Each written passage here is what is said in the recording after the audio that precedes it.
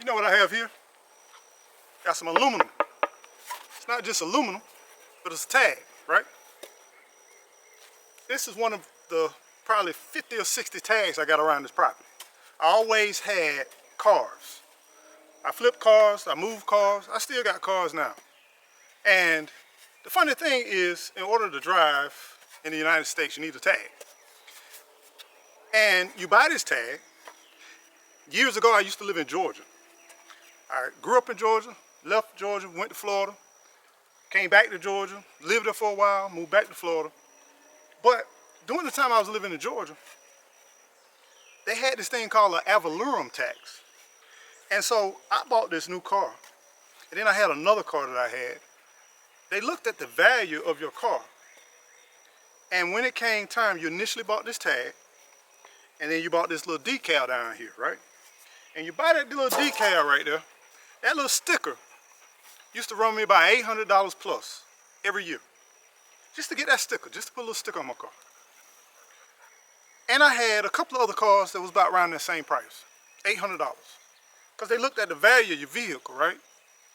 And that's where they tax you on, the assessed tax value. Now I know the laws changed in Georgia, things have changed, and now they doing almost similar to what they did in Florida. This same car I had in Florida before I left Florida, that same sticker was $35. $35 for a sticker. It's amazing. Where are you going with this, Eco? I just want to share with you, have you ever thought about the foolishness that we do on a day-to-day basis and just wasteful spending that we are required to do by law in order to live and function in this life? I remember when I was a child, and I remember in kindergarten, they had these little red pills they used to give you. They used to teach kids how to wash, how to clean their ears, how to wash their face, how to brush their teeth. And they used to give us this awful tasting red pill. And we thought it was so cool. I don't know if, when you think about it, it don't make any sense. They gave us a red pill for the kids to like it, even though it tastes bad. And these pills was fluoride. And we would brush our teeth every day with this fluoride pill that they gave us at school. Bear with me now.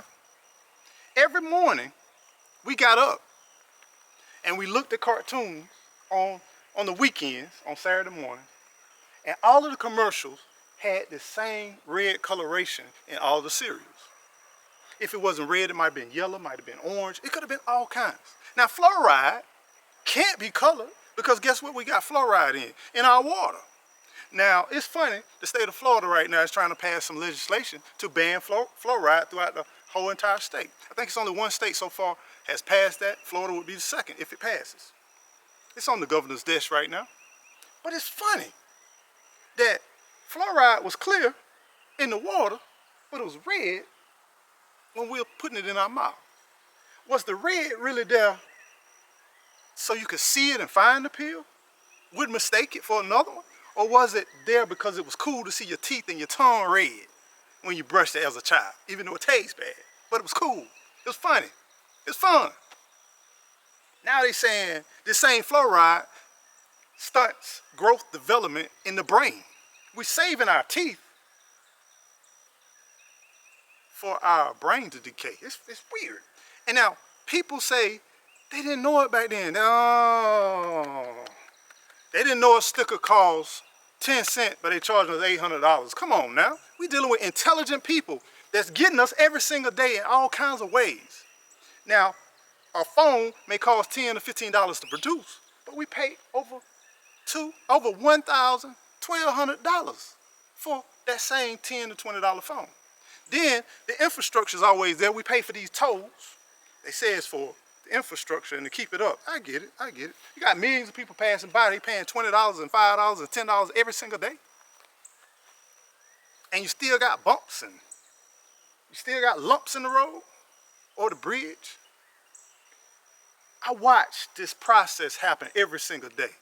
You go there and you pay for 20 and 30 years on a home or own some land, and at the end of that time, they don't give you no celebration, they don't give you no rebate, they don't give you no pat on the back, they give you a sheet of paper that's called a deed. Then you got to pay to get it recorded in the courthouse after you done paid interest and all these prices. Now, after that, you still got to pay taxes on it. And we decide what's the assessed value based on the market. But we watch what the market has done over these few months.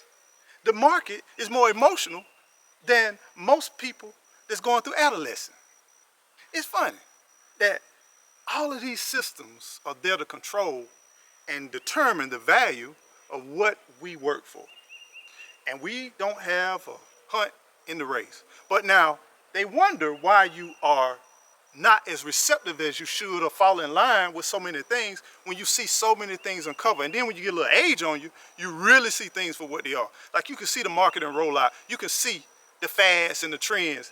And it's a reason why they don't market to older people like that. Not for those things, because we already see through it. We already understand that I can buy a belt and I don't have to buy that belt for $800 and $900 or $1,000. I could buy the same. I could buy a belt that's going to hold up my pants. It may not be the same belt. I'm not even going to go there. It may not be the same belt, but it's funny that a leather belt can cost the price of a whole cow, but only the belt is just a small fraction of that cow. But it's branding, it's marketing, and sometimes it can be used in different tactics. For fear, I'm your friend, I'm trying to help you. What we need to do moving forward, Eco, I know you're asking that question. We need to be cautious, we need to be wise, we need to sit back and we need to study. We need to stop running to every time somebody pull out something. Every time somebody pull out something. I remember this kid went to school. He had cool things. He had cool shoes, he had cool toys. He was sneaking to school. He had a cool lunchbox collection.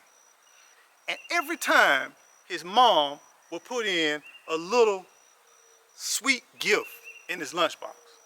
And at lunchtime, most of us, we had to eat the lunch at school. We would kind of hover around him to see what his mom packed in his lunch. And he got so confident and so cool with this thing that he created this system where you have to buy him either a chocolate milk or something, or give him something in exchange for you to see exclusively what he's gonna open and show. It starts at a young age. It started at a young age when we run and we chase to get on the slide, that we only slide down one time. We stand in line to take about 2 to 3 seconds worth of a high. We stand in line to get in rides to just get maybe 1 minute, maybe 2 minutes of a high. We're funny humans. We are definitely professional consumers. I know that for a fact. But the question is, all of this stuff and all of this work and all of these things that we're doing for these stickers and for these pills and for all of these little highs and lows, right? It's funny what we do, but then when it comes time to really help somebody, we got 50 million excuses. Now, for some reason, we think some of us are at different levels than others, but really we all the same. Some people spend money in mansions, cars, vacations, yachts. Some people spend money on lottery tickets, on smoking, on tires, on nails, on shoes, or hair. We all at the end of the day gonna spend this money. And we all at the end of the day gonna work real hard to get it. Now sometimes at the end of the day, some of us, okay, that's a rabbit. Ran up to me. Yeah, that's what happens in the country. Rabbit just runs up onto you. You better be careful because Shaka gonna be on his trail. And there you have it. Shaka is on his trail. Most of the times out here, when you get a rabbit kind of run up to you, it's because Shaka is on the trail. That's my dog. That's my dog. Nevertheless, I don't really know why we do what we do. I don't know why we put these things on each other. Some man in a thinking tank, and what I mean by man, I don't mean by sex or gender. What I mean by some individual has sat down and say, I get paid by the people through taxation. And I'm going to sit here and I'm going to find a way how I can charge somebody and put into law or legislation on how to charge somebody $800 for a sticker. I'm in the community, I see the people, know they're struggling, know they're going through stuff. But then they say we can't cut these fees and these taxes and all that because, it will put such a damper and it'll mess up the budget. It's funny. I see public vehicles. It'll be 100 degrees. It could be 50 degrees. When they come, service is crazy. Everything that we have to have. It could be electric companies. It could be law enforcement. It could be inspectors. It could be tax collectors. It could be city workers. It could be a lot of stuff where we paying for these services. And they're not moving like we move.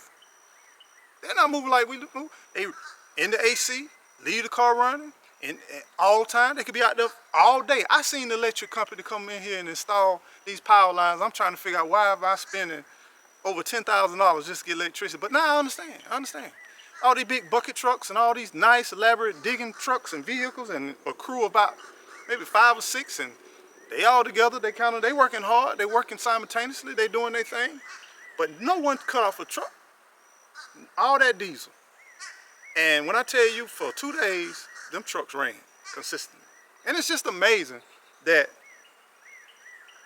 if we don't pay the electric bill, you don't have a job. How about being stewards or even understanding that you're still connected? We all connected. For some reason, we've lost that thing to understand we connected. You know, we go in these neighborhoods, we interact with people, and we don't talk, we don't say anything, and we do all this crazy stuff, but we don't understand. We all connected. We all doing the same thing out here. Some of us may be doing a little something different from others, but we all contributing into this beautiful thing called the system. And this system is eating well, and we're struggling. And my question is to you, how do you unplug, or how do you reduce some of that just sucking? Get you some land, get you out there in the area, try to live in a way that you can somewhat mitigate some of your costs. Get you a vehicle you can pay for. Don't try to finance everything. Get you somewhere you can do some of your own work. Because as these times change, which they're going to be changing, we're not going to be able to afford $800 stickers or even $35 stickers.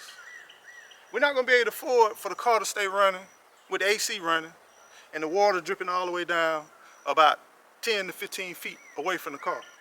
It's going to get to a time where we're going to have to debate whether we're going to eat or keep the lights on, right? Not all, but there's going to be many. But my question is, if you are in the position of making decisions and influences for millions of people, or hundreds of thousands of people, or 40 or 50 people, take the time to consider the sacrifice that the taxpayers and the everyday person do just to make sure you're good. So let us be stewards of things that people depend on. Let us not be wasteful. Let us not just throw away a lot of stuff. Let us consider the next person. Let us stop promoting all of these extra prices just to be smiled at or just to be looked at. Let us think about, we set the bar on where the prices are, and not these corporations, and not these companies, and not these officials that's in charge of our purses. So take that in consideration and just think about it, y'all. Let's move wisely, let's be strategic, and let's start teaching our kids to think for themselves and pay attention to what's going on, because you are going to be our future leaders. And with you being our future leaders, let us not get caught up into emulating the rich and the elite and looking at them as successful leaders. But maybe let's look at some people who truly are in the community that's helping the small business owners, the people that's actually going day to day with you, that's in traffic with you, that's in the line with you, that's waiting with you. Let us consider placing some of those who are truly giving back to some people, who's letting people have a tab or have something. Because in the end, it was never designed for certain entities to make money. It was designed to help the people. So let us consider each other and not just looking at each other as a number. And let's stop building up and holding esteem and holding certain people like they are amazing people when they really not. They just out for self and they just trying to get what they can get while the getting's good. And if we all had that mentality, we all did that thing, then we would all deplete and dry up because we are social beings and we need each other in some form or fashion. In order to keep any kind of society, kingdom, place, we need each other. So let us consider one another and let us not forget about our elderly, our disabled, our veterans, and the people that's struggling with their finances, and our unemployed people, and our single parents. It's a lot of people, people that adopt, some of our foster kids. Let us think about people that every day their life is struggling. And it's not by their choice, but it's just them living in this system where everybody's trying to grab the much as they can grab and ending up with nothing. So let us stay well, stay blessed, and don't forget, whatever you do, don't forget to keep on growing. Grow. Take care, y'all. Stay well.